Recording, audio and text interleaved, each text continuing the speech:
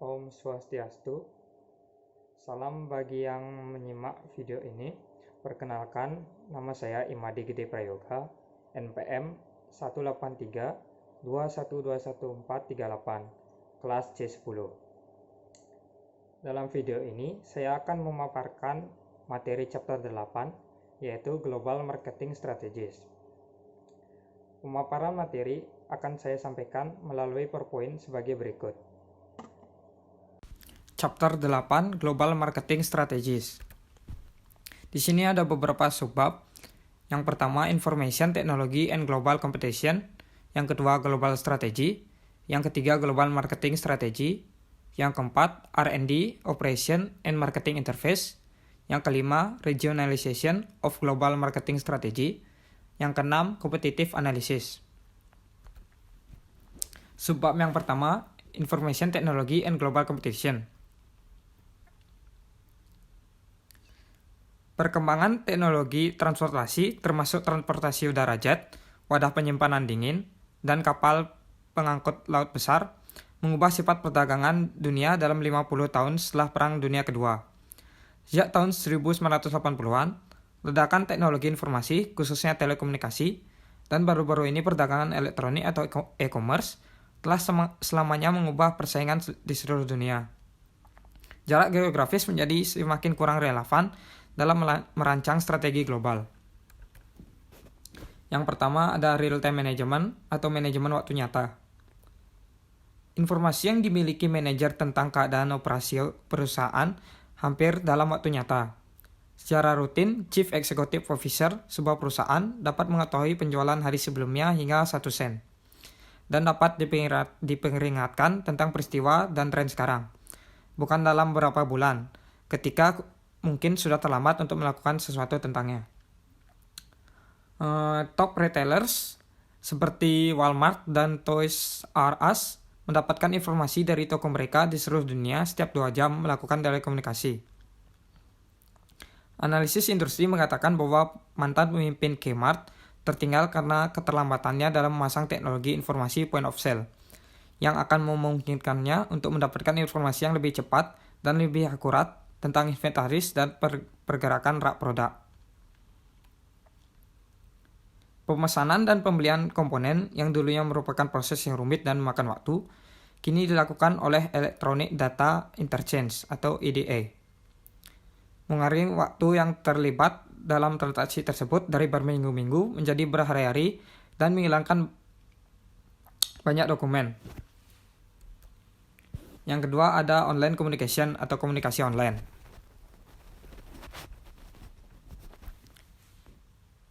Perwakilan penjualan di lapangan yang sebelumnya pada dasarnya terikat dengan kantor pusat regional atau pusat karena kurangnya informasi produk dan otoritas terbatas. Sekarang dapat bertindak secara independen di lapangan karena komputer, laptop, fax, dan uplink satelit memungkinkan instan akses ke data dari database pusat perusahaan.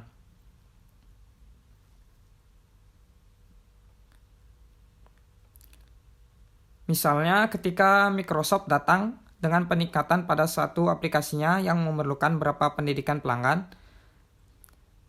menggunakan konferensi video di jaringan informasi globalnya, mengatur satu presentasi untuk personel yang relevan, tersebar di seluruh dunia, menghindari perjalanan dan beberapa presentasi. Yang ketiga ada e-commerce. Tidak ada saluran pemasaran lain selain e-commerce di mana pendapatan tumbuh dengan kecepatan ini. Tidak ada cara lain bisnis dapat tumbuh tanpa hambatan oleh kebutuhan untuk membangun ruang komersial dan mempekerjakan staf penjualan. Sementara pengecer massal tradisional seperti Walmart di Amerika, Carrefour di Prancis, dan Metro di Jerman tidak akan hilang dalam waktu dekat. Internet telah secara mendasar mengubah harapan pelanggan tentang kenyamanan, kecepatan, daya banding, harga, dan layanan. Pemasaran di luar negeri selalu terhambat oleh jarak geografis dan kurangnya informasi yang memadai tentang pasar luar negeri, meskipun teknologi transportasi dan komunikasi telah mengurangi, jika tidak menghilangkan banyak kesulitan melakukan bisnis melalui batas nasional. Sekarang, sebagai akibat dari ledakan pertumbuhan e-commerce di internet, kesulitan-kesulitan itu semakin menjadi bagian dari masa lalu. Dengan kata lain, siklus hidup produk semakin pendek. E-commerce membebaskan setiap bisnis dari konsep jarak geografis. Jadi, geografis tidak lagi akan mengikat inspirasi perusahaan atau ruang lingkup pasarnya. Yang keempat, ada e-company. Efek akhir dari jaringan informasi dalam perusahaan multinasional diharapkan pada sifat struktur organisasinya. Ketika informasi mengalir lebih cepat di seluruh organisasi dan jumlah titik penyaringan antara sumber informasi dan pengguna informasi menurun. Sifat bagian organisasi di perusahaan multinasional berubah secara drastis. Semakin banyak perusahaan multinasional mulai menggunakan server web internal di internet untuk memfasilitasi komunikasi dan transaksi antara karyawan, pemasok, kontraktor independen, dan distributor. Banyak perusahaan saat ini menyadari kunci perubahan ini adalah e-bisnis. Siemens misalnya menghabiskan 1 miliar untuk mengubah dirinya menjadi perusahaan elektronik. Yang kelima, faster product diffusion atau difusi produk lebih cepat. Dampak nyata dari teknologi informasi adalah penyebaran teknologi yang lebih cepat dan siklus hidup produk yang lebih pendek di pasar global daripada sebelumnya. Ini menunjukkan bahwa pendekatan sekuensial negara demi negara sebelumnya untuk memasuki pasar di seluruh dunia semakin tidak dapat dipertahankan. Tren ini sudah tercermin di banyak pasar produk. Jeda difusi untuk televisi berwarna antara Amerika Serikat di satu sisi dan Jepang dan Eropa di sisi lain dalam 6 tahun. Dengan compact disc, tingkat penetrasi rumah tangga telah turun menjadi 1 tahun. Untuk komputer berbasis Pentium, Taiwan, India, Jepang, dan perusahaan yang berbasis di Amerika Serikat merilis komputer pada waktu yang hampir bersamaan di pasar nasional masing-masing. Dengan demikian, perusahaan yang menjual komputer pribadi harus meluncurkan produk baru di seluruh dunia agar tidak ketinggalan dalam undian global. Yang keenam ada global citizenship atau kewarganegaraan global. Faktor lain yang berkontribusi penting dalam globalisasi pasar adalah penyebaran bahasa Inggris sebagai bahasa bisnis internasional.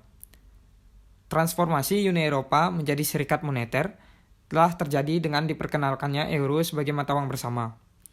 Kewarganegaraan global bukan lagi sekedar ungkapan dalam kamus para futurolog. Ini telah menjadi sama konkret dan teksturnya dengan perubahan JNP dan arus perdagangan. Faktanya, ukuran arus perdagangan konvensional mungkin sudah tidak berguna lagi, seperti yang akan kita bahas nanti. Lingkungan global dengan demikian menuntut strategi untuk mencakup banyak batas dan selera nasional, dan yang mengintegrasikan operasi perusahaan melintasi batas nasional. Strategi ini benar-benar bersifat global dan telah melampaui orientasi etnosentris yang berfokus pada negara asal atau orientasi polisentrik yang berfokus pada multinegara dari banyak perusahaan multinasional di pertengahan abad ke-20. Oleh karena itu, perusahaan perlu mengadopsi orientasi geosentris yang memandang seluruh dunia sebagai pasar potensial dan mengintegrasikan aktivitas perusahaan secara global. Subbab kedua yaitu global strategy atau strategi global. Ujian utama dari perusahaan yang dikelola dengan baik adalah mampu menyusun, mengembangkan, dan menerapkan strategi global yang efektif. Strategi global adalah menyusun keunggulan kompetitif yang muncul dari lokasi, ekonomi skala dunia, atau distribusi merek global, yaitu dengan membangun kehadiran global, mempertahankan dominasi domestik, dan mengatasi fragmentasi negara demi negara. Karena kesulitan yang melekat, pengembangan strategi global menghadirkan salah satu tantangan terberat bagi para manajer saat ini. Perusahaan yang beroperasi pada skala global perlu mengintegrasikan strategi mereka di seluruh dunia. Berbeda dengan pendekatan multinasional atau multidomestik sebelumnya. Strategi-strategi sebelumnya akan dikategorikan lebih benar sebagai strategi multidomestik daripada sebagai strategi global. Pada bagian di bawah ini, kami mendekati isu strategi global melalui 4 konseptualisasi. Yang pertama, industri global. Kedua, struktur industri yang kompetitif. 3. Keunggulan kompetitif. 4. Persaingan yang berlebihan. Dan 5. Saling ketergantungan.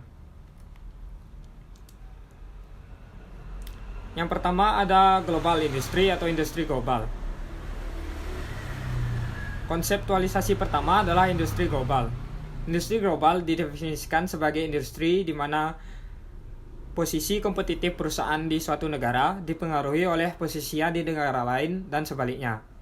Oleh karena itu, kita berbicara tentang tidak hanya kumpulan industri dalam negeri, tetapi juga serangkaian industri dalam negeri yang saling terkait, di mana para pesaing bersaing satu sama lain pada basis yang benar-benar mendunia. Dengan asumsi bahwa kegiatan perusahaan memang global atau bahwa perusahaan ingin tumbuh menuju operasi dan pasar global, manajer harus merancang dan menerapkan strategi global. Ini karena hampir setiap industri memiliki aspek global atau berpotensi global. Beberapa industri memiliki lebih banyak aspek yang bersifat global dan lebih intens. Memang sebuah kasus telah dibuat bahwa globalisasi pasar telah tercapai, bahwa selera konsumen di seluruh dunia telah menyatu, dan bahwa perusahaan global berusaha tanpa henti untuk mendorong selera konsumen menuju konvergensi. 4 kekuatan utama yang menentukan potensi global industri disajikan dalam gambar berikut. Yang pertama ada market force atau kekuatan pasar. Kekuatan pasar bergantung pada sifat perilaku pelanggan dan struktur saluran distribusi. Beberapa kekuatan pasar yang umum adalah: pertama, pendapatan per kapita konvergen di antara negara-negara industri. Kedua, munculnya konsumen kaya di pasar negara berkembang seperti Cina dan India. Konvergensi gaya hidup dan selera, misalnya McDonald di Moskow dan vodka Stoliciana di Amerika. Yang ketiga, revolusi dalam teknologi informasi dan komunikasi, misalnya komputer. Yang keempat, meningkatkan perjalanan internasional menciptakan konsumen global yang mengetahui produk dari banyak negara.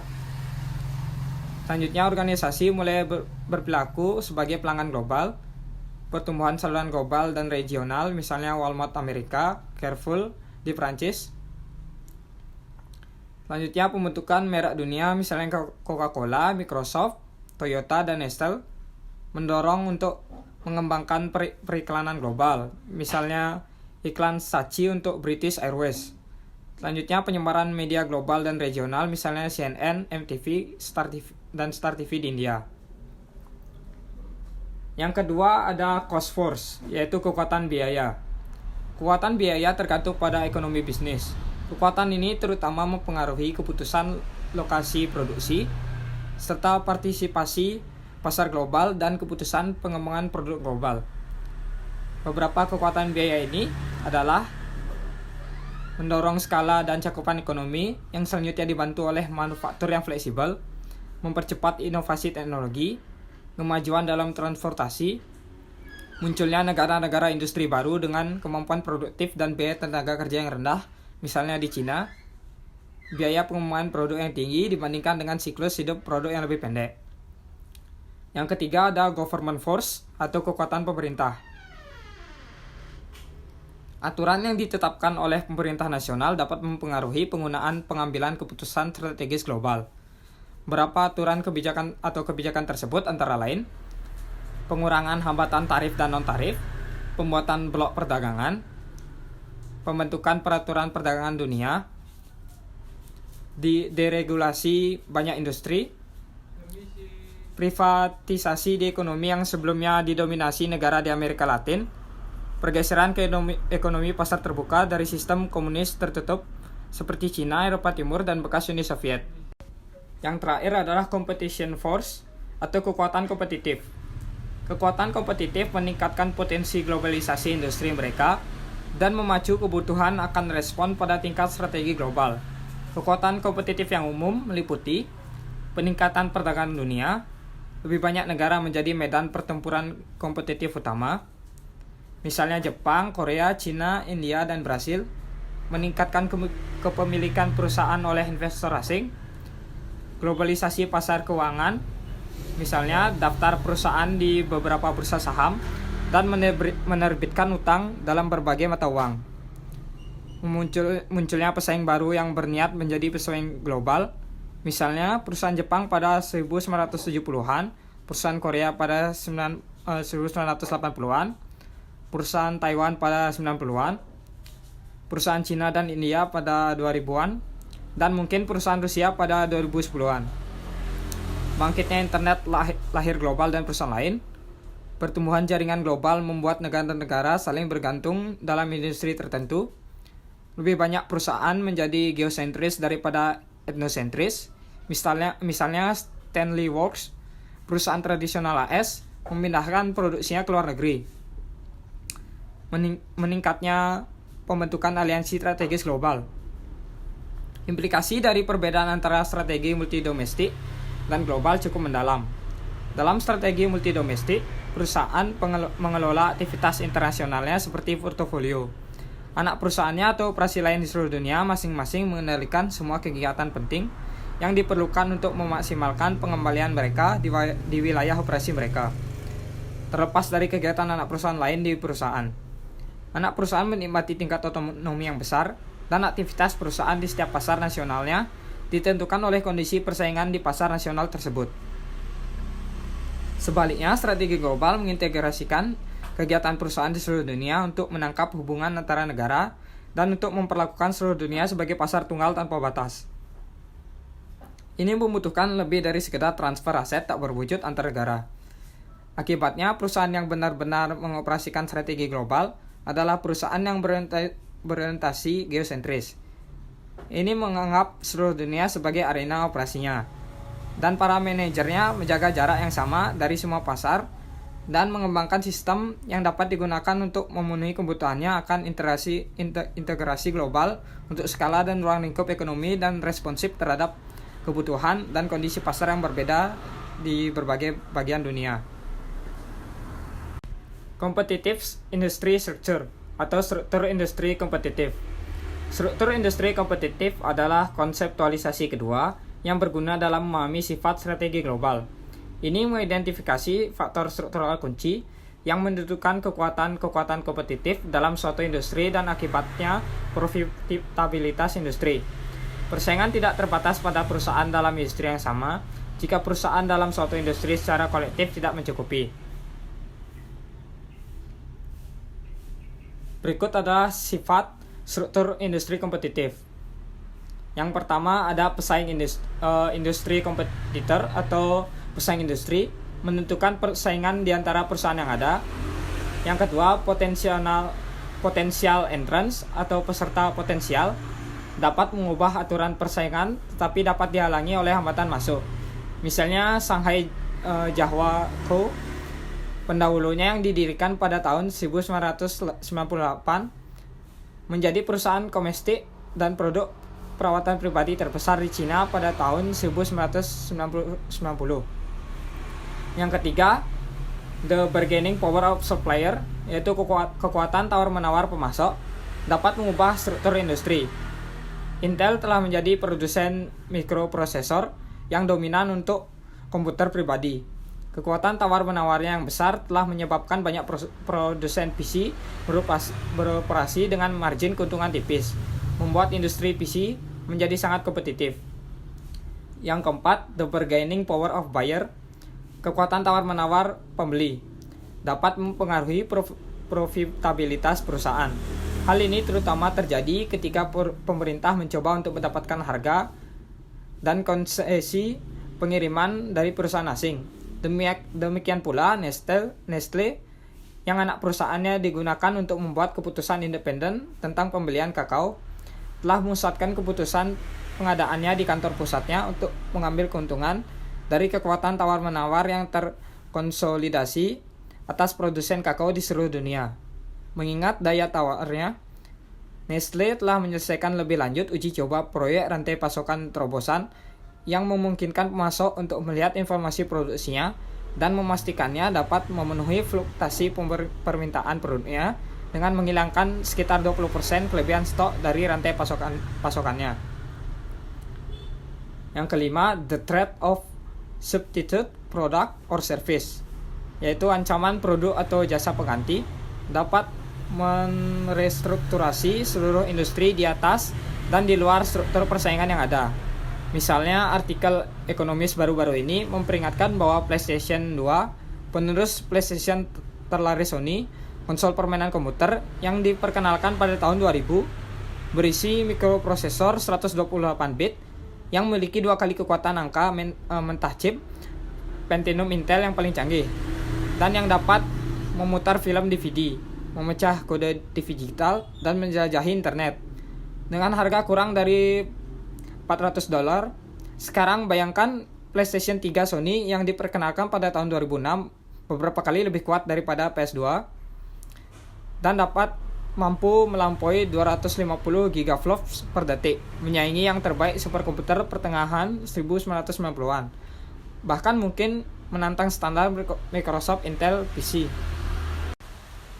Keunggulan kompetitif perusahaan terletak pada kemampuannya untuk secara efektif mengantisipasi, bereaksi, dan memimpin perubahan secara terus-menerus dan bahkan berirama dari waktu ke waktu.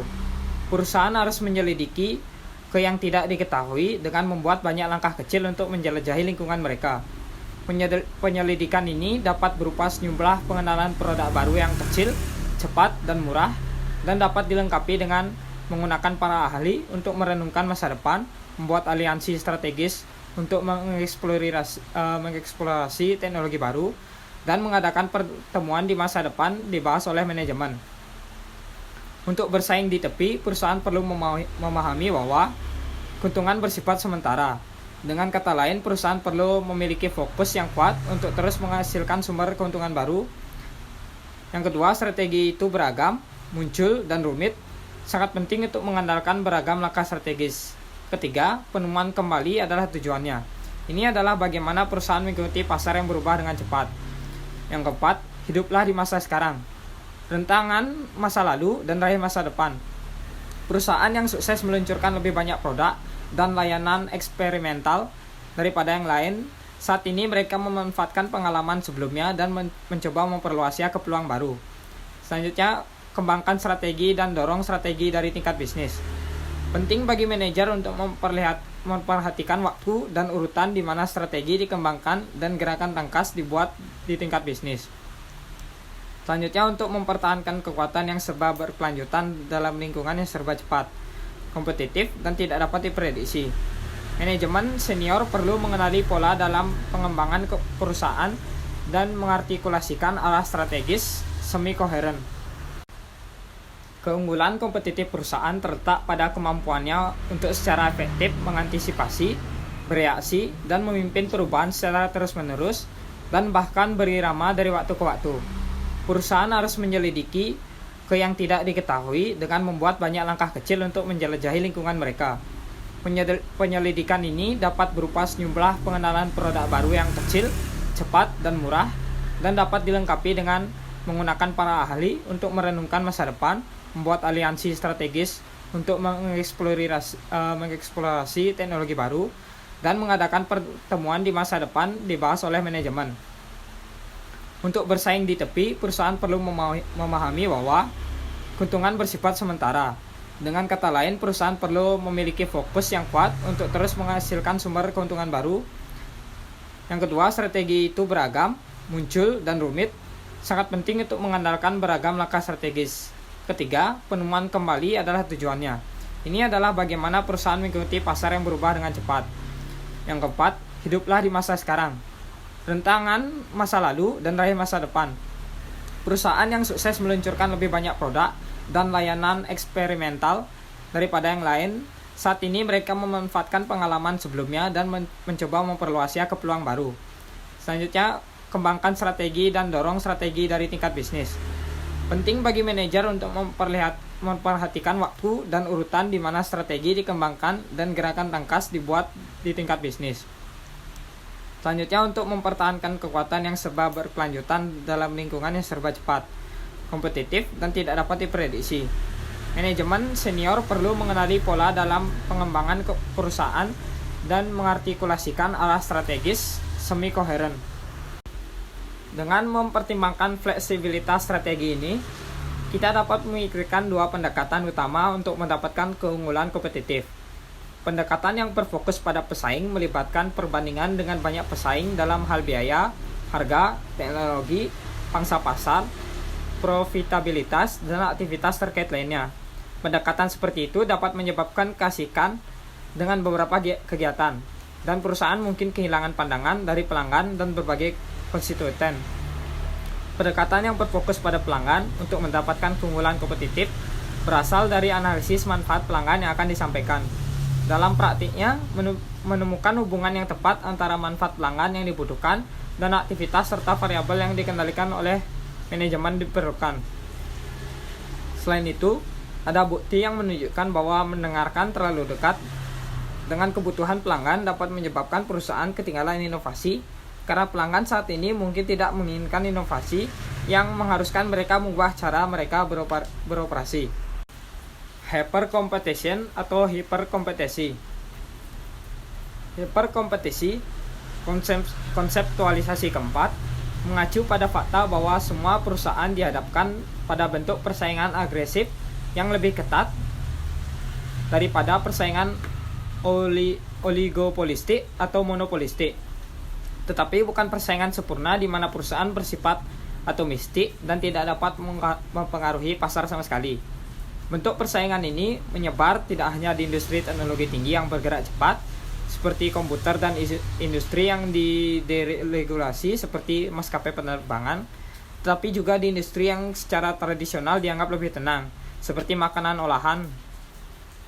Tesis utama dari argumen ini adalah bahwa tidak ada jenis keunggulan kompetitif yang dapat bertahan lama. Keunggulan itu pasti akan terkikis. Dalam industri manapun, perusahaan bersaing di antara mereka sendiri untuk posisi kompetitif yang lebih baik, mengingat serangkaian pelanggan dan pembeli, ancaman pengganti, dan hambatan untuk masuk dalam industri ini. Dalam lingkungan hiperkompetitif, perusahaan bersaing berdasarkan harga, kualitas, waktu, dan pengetahuan, menciptakan benteng di pasar tempat ia beroperasi. Ini mirip dengan hambatan masuk dan sumber daya keuangan untuk bertahan lebih lama daripada pesaingnya. Interdependensi atau saling ketergantungan. Aspek kelima dari strategi global adalah saling ketergantungan perusahaan modern. Penelitian terbaru menunjukkan bahwa jumlah teknologi yang digunakan dalam berbagai produk di berbagai industri meningkat, karena akses ke sumber daya membatasi beberapa banyak kompetisi khusus yang dapat diperoleh perusahaan. Perusahaan harus memanfaatkan teknologi luar untuk dapat membangun produk canggih. Karena sebagian besar perusahaan yang beroperasi secara global dibatasi oleh kurangnya semua teknologi yang diperlukan. Maka bagi perusahaan untuk memanfaatkan teknologi luar secara maksimal, diperlukan standarisasi komponen tingkat tertentu. Standarisasi seperti itu akan memungkinkan perusahaan yang berbeda untuk mengembangkan produk air yang berbeda, menggunakan dalam ukuran besar komponen yang sama. Temuan penelitian memang menunjukkan bahwa intensitas teknologi, yaitu tingkat pengeluaran R&D yang dikeluarkan perusahaan sebagai proporsi penjualan, merupakan penentu utama integrasi perusahaan lintas batas. Yang C, Global Marketing Strategy atau strategi pemasaran global. Perusahaan multinasional semakin banyak menggunakan pemasaran global dan telah sangat sukses, misalnya Nestle dengan nama merek umum yang diterapkan pada banyak produk di semua negara, Coca-Cola dengan tema iklan globalnya, Xerox dengan kebijakan leasing globalnya, dan penjualan Dell komputer strategi langsung. Tetapi pemasaran global bukan tentang menstandarisasi proses pemasaran secara global. Meskipun setiap elemen proses pemasaran, desain, produk, promosian produk dan merek, nama merek, kemasan, penetapan harga, strategi dan pelaksanaan periklanan, promosi dan distribusi mungkin menjadi kandidat untuk standarisasi. Standarisasi adalah salah satu bagian dari strategi pemasaran global dan itu dapat digunakan atau tidak oleh perusahaan, tergantung pada campuran kondisi pasar produk, tahap pengembangan pasar, dan kecenderungan manajemen perusahaan multinasional. Misalnya, elemen pemasaran bisa menjadi global tanpa 100% seragam dalam konten atau cakupan.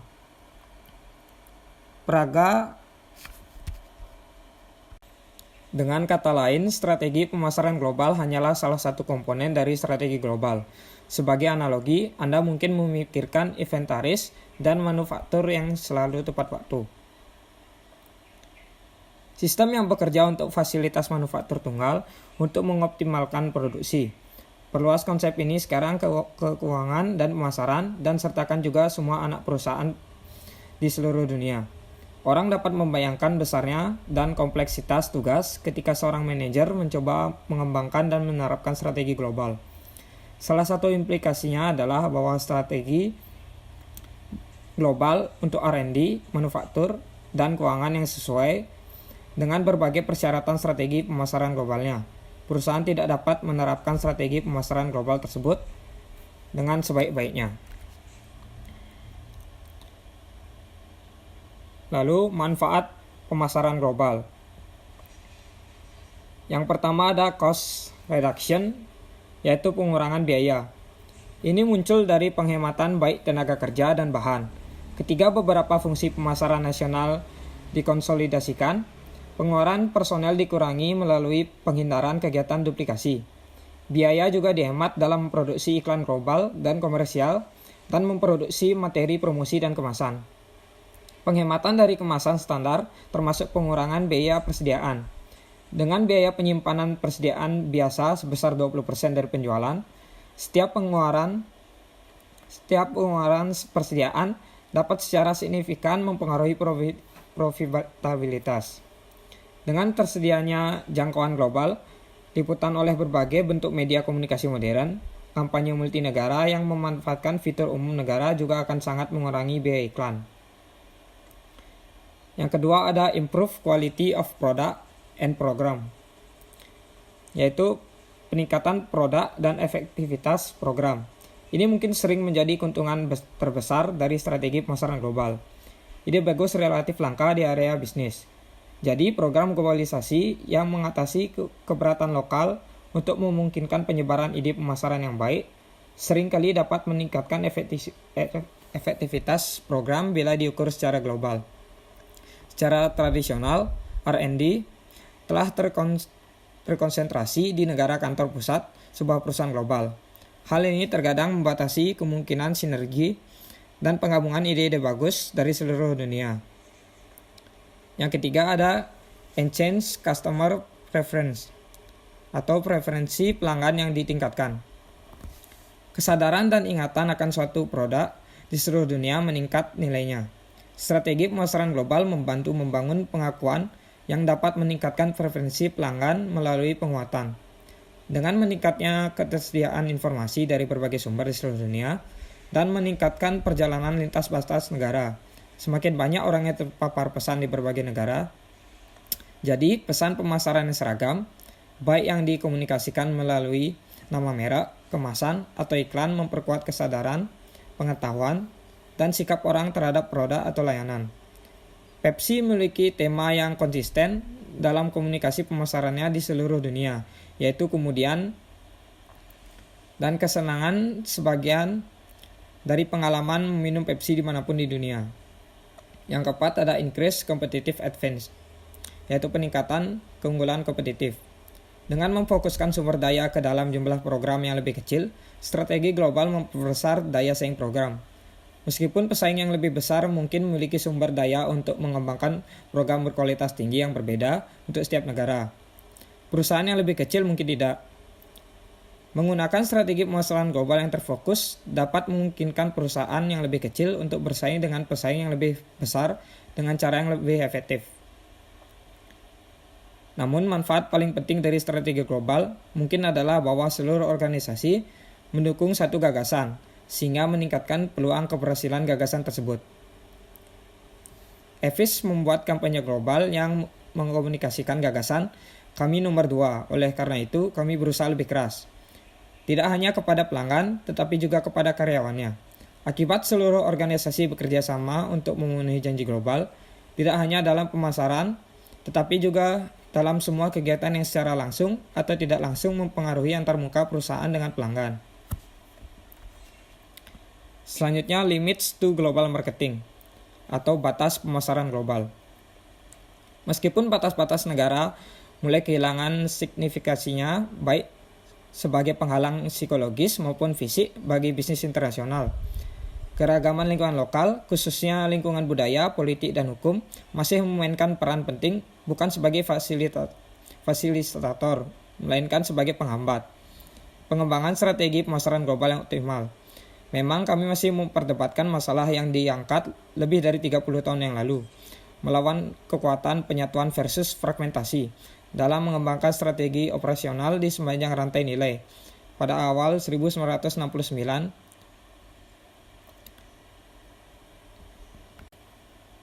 R&D, Operation and Marketing Interface. Manajer pemasaran tidak dapat mengembangkan strategi pemasaran yang sukses tanpa memahami bagaimana area fungsional lainnya, seperti R&D dan operasi, mempengaruhi tingkat pengambilan keputusan pemasaran mereka, serta bagaimana fungsi tersebut dapat dipengaruhi oleh mereka. Pada bagian ini berfokus pada 3 aktivitas yang paling penting yang saling terkait dalam rantai nilai. R&D misalnya pengembangan teknologi, desain, produk, dan rekayasa, operasi misalnya manufaktur, dan aktivitas pemasaran. Manajer pemasaran harus memahami dan menghargai peran penting yang antara lain dimainkan oleh perancang produk, insinyur, manajer produksi, dan manajer pembelian dalam pengambilan keputusan pemasaran. Keputusan pemasaran tidak dapat dibuat tanpa adanya orang-orang ini. Manajemen antarmuka atau hubungan di antara aktivitas penambah nilai ini merupakan penentu paling penting keunggulan kompetitif perusahaan. Yang pertama, R&D atau Operation Interface. Teknologi secara luas didefinisikan sebagai pengetahuan. Hal ini dapat diklasifikasikan berdasarkan sifat pengetahuan yang terdiri dari teknologi produk dan teknologi proses, atau langkah-langkah yang diperlukan untuk menggabungkan bahan baru ke menghasilkan produk jadi. Namun, para eksekutif cenderung hanya berfokus pada teknologi terkait produk sebagai kekuatan pendorong daya saing perusahaan. Teknologi produk saja mungkin tidak dapat memberikan perusahaan keunggulan kompetitif jangka panjang atas persaingan, kecuali jika dicocokkan dengan kemampuan manufaktur yang memadai. Pertimbangan industri otomotif sebagai contoh, R&D sangat penting saat ini bagi pembuat mobil karena produsen berada di bawah tekanan luar biasa untuk menyediakan produk yang lebih inovatif. Pelanggan terus meningkatkan standar sehubungan dengan gaya, kualitas, keandalan, dan keamanan. Pada saat yang sama, produsen menghadapi tantangan teknis yang sulit di bidang energi dan lingkungan. Mereka harus melakukan perbaikan terus-menerus dalam penghematan bahan bakar kendaraan dan pengurangan emisi knalpot dimanapun di dunia. Meskipun peningkatan lebih lanjut dapat diperas dari mesin pembakaran internal konvensional, produsen melihat ke depan untuk teknologi kendaraan hibrida dan pada akhirnya ke kendaraan sel bahan bakar berbasis hidrogen. Biaya pengembangan dan perubahan infrastruktur yang diperlukan untuk mengambil langkah ke teknologi sel bahan bakar sangat mengejutkan. Jadi masuk akal bagi produsen mobil untuk bekerja sama dan berbagi pengetahuan untuk memajukan industri secara keseluruhan lebih cepat. Yang kedua, Operation Marketing Interface. 4 cara berbeda untuk mengembangkan kebijakan produk global umumnya dianggap sebagai cara yang efektif untuk merampingkan operasi manufaktur, sehingga menurunkan biaya manufaktur tanpa mengorbankan fleksibilitas pemasaran. Yang pertama ada Core Component Standardization atau standarisasi komponen inti. Kebijakan produk global yang berhasil mengamankan pengembangan produk universal atau produk yang memerlukan tidak lebih dari perubahan domestik untuk adaptasi terhadap kebutuhan dan kondisi penggunaan lokal yang berbeda. Beberapa contoh menggambarkan hal tersebut. Seiko, pembuat jam Jepang, menawarkan berbagai desain dan model, tetapi hanya didasarkan pada beberapa mekanisme operasi yang berbeda. Demikian pula perusahaan pembuat alat mesin Jerman dengan kinerja terbaik memiliki rentang produk yang lebih sempit, menggunakan suku cadang hingga 50% lebih sedikit daripada pesaing mereka yang kurang sukses, dan membuat peningkatan produk dan desain yang terus-menerus dan bertahap dengan pengembangan baru yang diteruskan dengan cepat ke pelanggan. Yang kedua ada Product Design Families atau keluarga desain produk. Sebuah varian dari standarisasi komponen inti melibatkan keluarga desain produk. Hal ini juga memungkinkan bagi perusahaan yang memasarkan berbagai produk yang sangat luas karena perbedaan budaya dalam pola penggunaan produk di seluruh dunia untuk menuai manfaat secara ekonomi. Yang ketiga, universal product with all features atau produk universal dengan positioning berbeda. Sebagai alternatif, produk universal dapat dikembangkan dengan mempertimbangkan segmen pasar yang berbeda. Dengan demikian, produk universal dapat diposisikan secara berbeda di pasar yang berbeda. Disinilah promosi pemasaran memainkan peran utama untuk mencapai prestasi seperti itu. Standarisasi produk dan atau komponen bagaimanapun tidak selalu berarti standarisasi produksi atau lini produk yang sempit.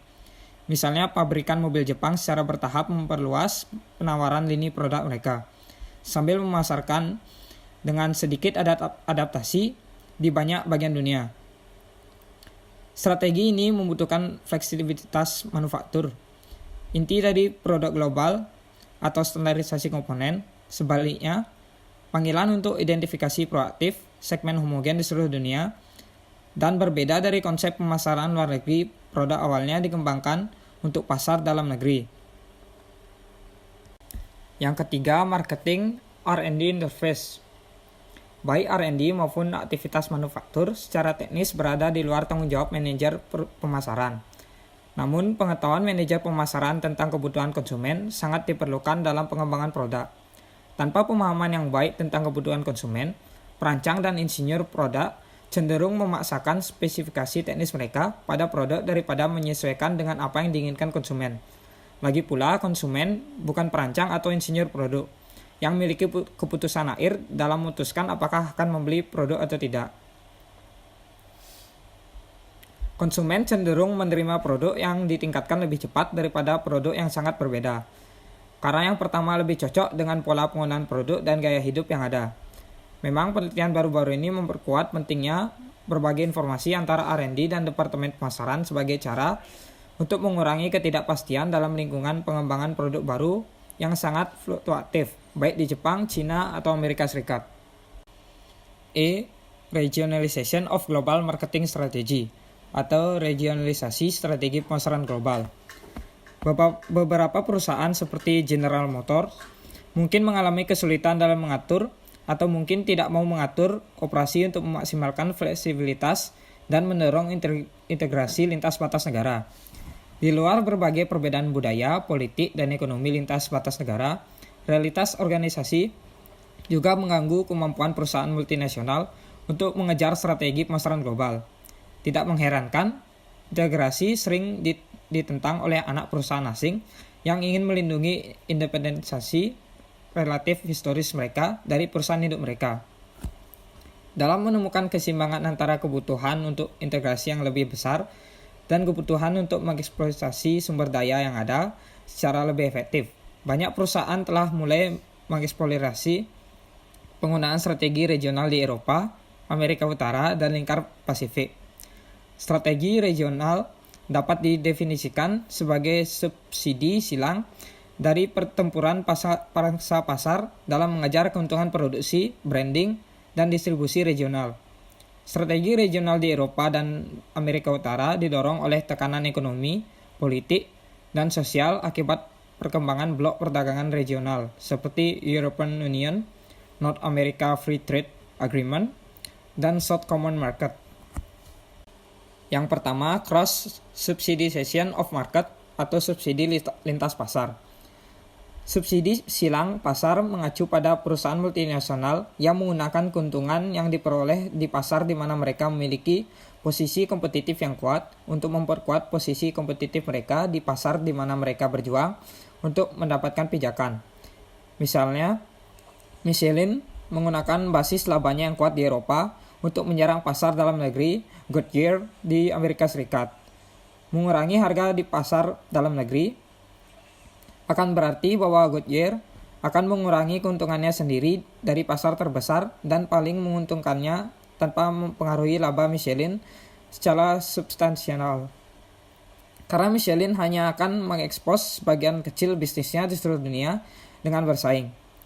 Dengan Goodyear di Amerika Serikat, Goodyear memilih untuk menyerang balik dengan memperluas operasi dan menurunkan harga di Eropa. Yang kedua, identification of weak market segment atau identifikasi segmen pasar lemah. Strategi kedua yang harus selalu diperhatikan oleh perusahaan adalah identifikasi segmen pasar yang lemah yang tidak mencakup oleh perusahaan di pasar asalnya. Pembuat TV Jepang menggunakan TV portable layar kecil untuk memasuki pasar besar TV AS. RCA dan Zenith tidak menganggap segmen ini cukup menarik untuk diikuti. Contoh klasik lainnya adalah masuknya Honda ke pasar sepeda motor AS pada 1960-an. Honda menawarkan mesin kecil dan ringan yang terlihat aman dan lucu, menarik keluarga dan kelas rekreasi yang muncul dengan kampanye iklan. Anda dapat bertemu orang-orang terbaik dengan Honda. Sebelum Honda masuk, pasar sepeda motor AS ditandai dengan polisi, personel militer, penggemar, dan penjahat seperti Hells Angel and Devil Displeased. Honda melepaskan diri dari paradigma yang ada tentang sepeda motor dan pasar sepeda motor, dan berhasil membedakan dirinya dengan menutup ceruk yang tidak ada sebelumnya. Yang ketiga, use of the lead market concept atau penggunaan konsep pasar utama. Solusinya mungkin dengan melihat persyaratan utama dari setiap pasar utama secara bergantian. Pasar utama adalah pasar di mana persaingan lokal yang unik memelihara standar produk dan layanan yang diadopsi oleh seluruh dunia dari waktu ke waktu. Kasus klasik adalah teknologi faksimili atau teknologi fax. Siemens di Jerman telah mengembangkan keunggulan teknologi yang cukup besar dalam teknologi fax pada 1970-an. Namun karena reaksi hangat dari pasar domestiknya, perusahaan Jerman meninggalkan fax dan berkonsentrasi pada peningkatan sistem telex. Sementara itu, merasakan permintaan yang kuat untuk teknologi ini, perusahaan Jepang terus berinvestasi dalam teknologi fax dan mengalirkan aliran mesin fax yang lebih baik dan terjangkau di Jepang dan di luar negeri. Didukung oleh kekuatan pasar lokal, kereta musik Jepang yang dipimpin oleh Sharp dan Ricoh menyebar ke seluruh dunia, menggantikan sistem telex pada akhirnya. Dalam retrospeksi, Siemens seharusnya memperkenalkan mesin fax di Jepang sebagai pasar utama. Yang keempat, marketing strategies for emerging market atau strategi pemasaran untuk pasar berkembang. Konsumen di pasar berkembang yang besar semakin sadar akan produk global dan standar global, tetapi mereka seringkali tidak mau dan terkadang tidak mampu membayar harga global. Bahkan ketika konsumen tersebut tampaknya menginginkan produk yang sama seperti yang dijual di tempat lain. Beberapa modifikasi dalam strategi pemasaran diperlukan untuk mencerminkan perbedaan dalam produk, harga, promosi, dan distribusi. Beberapa embel-embel yang tidak perlu mungkin perlu dihilangkan dari produk untuk mengurangi harga, namun tetap mempertahankan kinerja fungsionalnya. Dan pengemasan mungkin perlu diperkuat karena masalah distribusi, seperti kondisi jalan yang buruk dan udara berdebu. Di pasar negara berkembang, menghambat kelancaran penanganan. Promosi mungkin perlu disesuaikan dengan selera dan preferensi lokal. Karena pasar negara berkembang ini meningkatkan posisi ekonomi mereka dalam ekonomi dunia. Mereka cenderung menegaskan selera dan preferensi lokal mereka di atas produk global yang ada. Lebih lanjut, akses ke saluran distribusi lokal seringkali penting untuk keberhasilan di pasar negara berkembang, karena sulit dan mahal bagi perusahaan multinasional dari negara maju untuk memahami kebiasaan setempat dan jaringan labirin dari banyak sekali distributor di saluran yang ada. Yang terakhir, competitive analysis atau analisis kompetitif.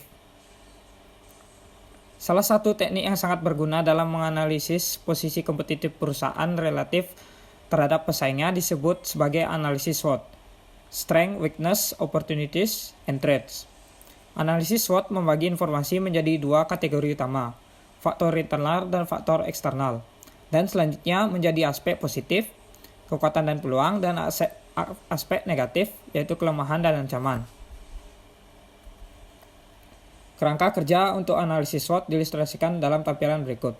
Faktor internal yang dapat dilihat sebagai kekuatan atau kelemahan tergantung pada dampak terhadap posisi perusahaan, yaitu mereka yang mungkin mewakili kekuatan untuk satu perusahaan, tetapi kelemahan secara relatif untuk yang lain. Mereka mencakup semua bauran pemasaran, produk, harga, promosi, dan strategi distribusi, serta personalia dan keuangan. Faktor eksternal yang sekali lagi dapat menjadi ancaman bagi suatu perusahaan dan peluang bagi perusahaan lain, termasuk perubahan teknologi, undang-undang, perubahan sosiokultural, dan perubahan di pasar atau posisi kompetitif. Berdasarkan kerangka SWOT ini, eksekutif pemasaran dapat menyusun strategi alternatif, misalnya strategi SO. Dapat disusun untuk memaksimalkan kekuatan perusahaan dan peluang pasar. Demikian pula strategi ST dapat dipertimbangkan sedemikian rupa untuk memaksimalkan kekuatan perusahaan dan meminimalkan ancaman eksternal. Dengan demikian, analisis SWOT membantu eksekutif pemasaran mengidentifikasikan berbagai strategi alternatif yang untuk dipikirkan. Berikut dari faktor internal, yaitu kekuatan dan kelemahan. Dari kekuatannya, nama merek, sumber daya manusia, manajemen tahu segalanya, teknologi, perikanan, dan lain-lain. Sedangkan kelemahannya dari harga, kekurangan sumber daya keuangan, siklus pengembangan produk jangka panjang, kebergantungan terhadap distributor, dan lain-lain.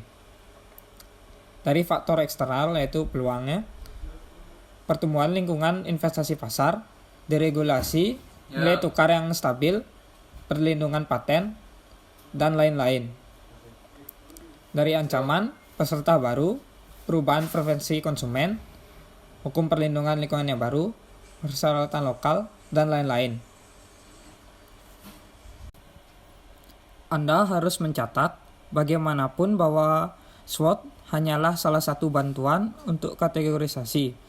Itu bukan satu-satunya teknik. Salah satu kelemahan SWOT adalah cenderung membujuk perusahaan untuk menyusun daftar daripada memikirkan apa yang benar-benar penting. Ini juga menyajikan daftar yang dihasilkan secara tidak kritis, tanpa prioritas yang jelas. Sehingga, misalnya, peluang yang lemah mungkin muncul untuk mengimbangi ancaman yang kuat. Lebih jauh lagi, menggunakan kekuatan perusahaan melawan kelemahan pesaingnya dapat berhasil sekali atau dua kali, tetapi tidak untuk beberapa interaksi strategis yang dinamis, karena pendekatannya dapat diprediksi dan pesaing mulai mempelajari dan mengakalinya.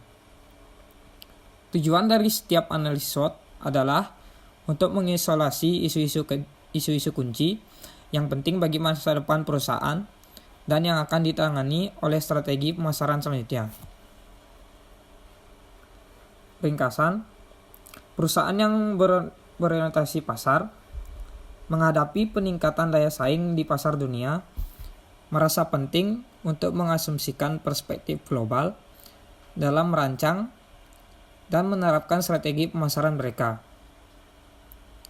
Menahanan biaya, kenaikan biaya teknologi, dan penyebaran teknologi, jumlah pesaing global yang lebih banyak di banyak industri, dan munculnya hiperkompetisi di banyak pasar berarti bahwa praktik bisnis internasional perlu menjalani penyempurnaan terus-menerus agar tetap selaras dengan tujuan perusahaan.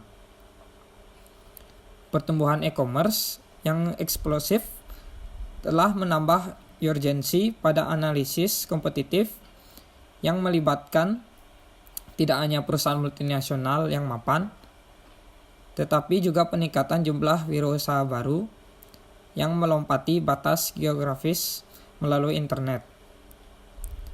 Perencanaan strategis dan integrasi aktivitas global menjadi satu kesatuan yang koheren perlu diterapkan agar perusahaan dapat memaksimalkan aktivitasnya dan agar perusahaan tetap menjadi pemain yang layak di pasar internasional. Dalam melakukannya, perusahaan multinasional perlu menyatukan teknologi informasi dan telekomunikasi dengan operasi globalnya untuk membuat data yang relevan tersedia bagi para manajer secara real-time. Pada akhirnya, strategi global dalam bentuk apapun harus menyelesaikan sejumlah kontradiksi yang tampak. Perusahaan harus menanggapi kebutuhan nasional, namun berusaha untuk mengeksploitasi pengetahuan di seluruh dunia. Sementara setiap saat berusaha untuk memproduksi dan mendistribusikan barang dan jasa secara global seefisien mungkin. Namun dalam beberapa tahun terakhir, sebagai akibat dari pembentukan blok perdagangan regional, semakin banyak perusahaan mulai mengatur strategi pemasaran mereka secara regional dengan memanfaatkan kesamaan regional yang muncul. Perusahaan yang berpikiran global dan proaktif semakin mengeksploitasi posisi kompetitif mereka di berbagai wilayah dengan menyalurkan sumber daya yang melimpah dan program pemasaran yang berhasil secara regional ke wilayah lain di mana mereka belum tentu menempati posisi pasar yang kuat. Analisis SWOT membantu mengisolasi isu-isu kunci yang penting bagi daya saing perusahaan dan yang akan ditangani oleh strategi pemasaran selanjutnya. Sekian pemaparan materi dari saya. Mohon maaf jika ada salah kata. Semoga materi bisa diterima dan dipahami dengan baik. Sekian, saya tutup dengan Promo Santi. Om Santi Santi Santi.